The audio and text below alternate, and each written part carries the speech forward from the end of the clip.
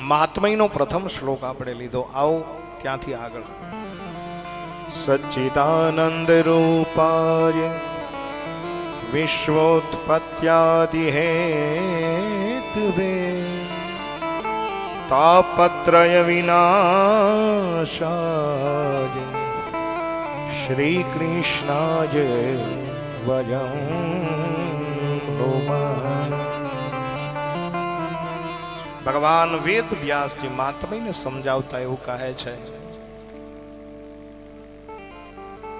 કે સત ચિત અને આનંદ સ્વરૂપ ભગવાનને અમે પૂજીએ છીએ. કેવા છે? બોલે આખા વિશ્વનું ભરણ પોષણ કરે છે, આખા વિશ્વનું સર્જન કરે છે અને સમગ્ર વિશ્વનું જે સંહાર કરે છે એવો ઈશ્વર,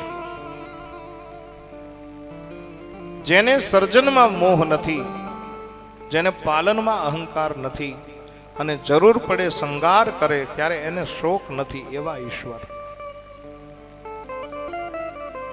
જેનાથી બધું જન્મે છે, જેનાથી બધું જીવે છે અને જેનાથી બધું જાય છે એ ઈશ્વર છે. કેવા? બોલે તાપત્રય વિનાશાય. આપણા 3 પ્રકારના તાપને જે દૂર કરે છે. કયા તાપ? બોલે આધ્યાત્મિક, આધિદેહિક, આધિભૌતિક. આ 3 પ્રકારના તાપથી મનુષ્ય હર હંમેશ માટે પીડાતો રહે છે. અને એવા 3 પ્રકારના તાપથી મને તમને જે સંતુષ્ટ કરે છે, આ પીડાને જે હરે છે એવો ઈશ્વર.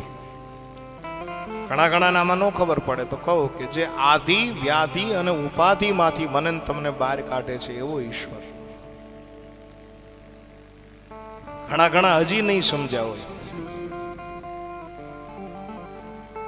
આપણે આવું કહી તો ઉતારે પૂછવા આવે, બાપુ આ આધિ વ્યાધિ ઉપાધિ કોને કહેવાય? આપણો આધિ એટલે શું? બોલે સફળ દાંપત્ય જીવનમાં સંતાન સુખ નથી, એને આધિ કહેવાય. વ્યાધિ એટલે શું? બોલે સંતાનો થઈ જાય પછી સંતાનોને મોટા કરવા, એને સાચવવા, એને ભણાવવા ગણાવવા, એને લગ્ન કરવા, એને લાઈને ચડાવવા, આ વ્યાધિ છે. અને ઉપાધિ એટલે શું?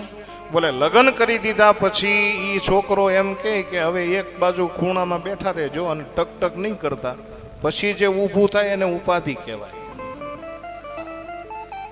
આ આધિ વ્યાધિ અને ઉપાધિમાંથી મને તમને જે દૂર કરે છે એવા ભગવાન શ્રી કૃષ્ણ ચંદ્ર પરમાત્માને અમે બધા વંદન કરીએ છીએ. વેદ વ્યાસની ચતુરાઈ ગજબની છે. અહીંયા ખાલી કૃષ્ણને વંદન નથી, બોલે તો શ્રી કૃષ્ણાય વયમ નમઃ. શ્રી એટલે કોણ? બોલે શ્રી એટલે લક્ષ્મી, શ્રી એટલે રૂકમિણી, શ્રી એટલે રાધા. ખાલી કૃષ્ણને નહીં, અમે આદ્ય શક્તિની સાથે જે ભગવાન બિરાજિત છે એવા કૃષ્ણ પરમાત્માને ખાલી એકલો નહીં. સંસ્કૃત ભાષામાં અયમ જો લખ્યો હોત તો હું એકલો ગણાત, પણ ભગવાન વેદ વ્યાસે શું લખ્યું? શ્રી કૃષ્ણાય વયમ નમઃ. ભારત વર્ષના તમામ ધર્મ ગ્રંથો જે છે ને એ એટલા માટે મહાન છે કે એ ધર્મ ગ્રંથોની અંદર ક્યાંય સંકીર્ણતા નથી આવતી. તમે કોઈ બી શાસ્ત્ર લઈ લો, ભારત વર્ષનો કોઈ બી ધર્મ ગ્રંથ તમે લઈ લો, એમાં એક પણ રચયિતાએ એવું નહીં કીધું હોય કે આ મેં લખ્યું છે.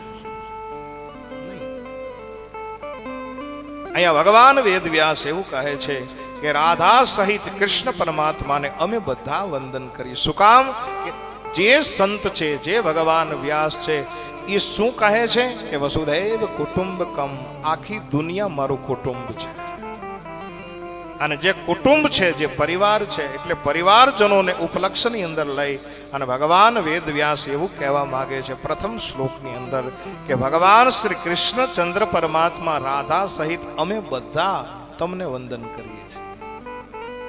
બહુ સુંદર મજાનું આ પ્રથમ શ્લોકનું વિવરણ